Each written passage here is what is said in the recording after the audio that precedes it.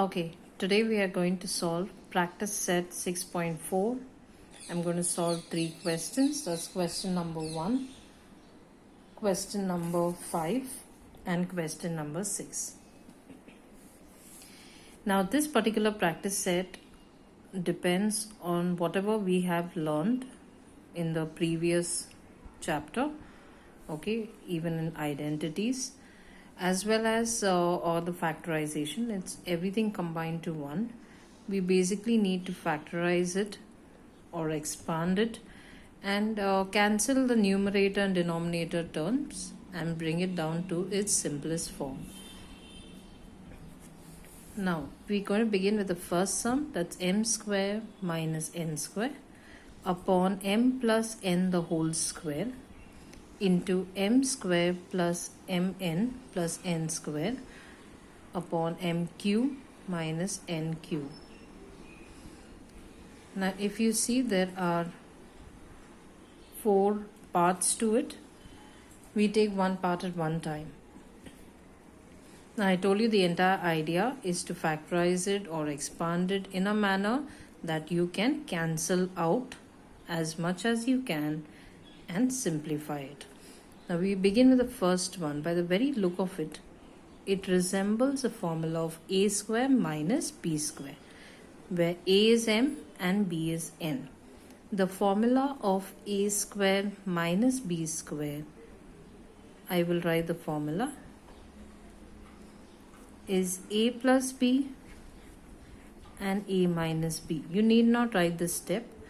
This is just for you to understand that we are going to use this particular formula looking at this first expression. So I'm going to write the numerator. I'm going to leave space for certain formulas. I'm going to write the numerator as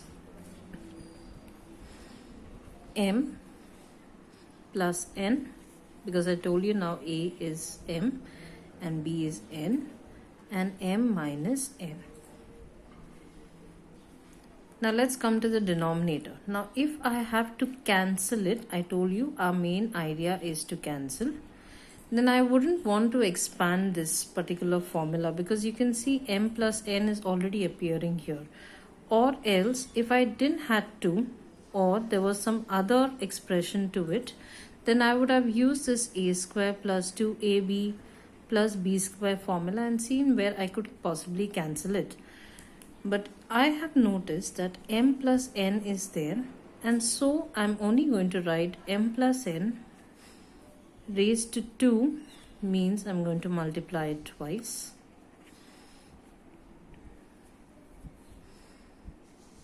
Now we're moving on to the right side of the expressions. M square plus mn plus n square. Does it remind you of any formula? No. I'm going to leave it as it is. And let's come down to mq minus nq.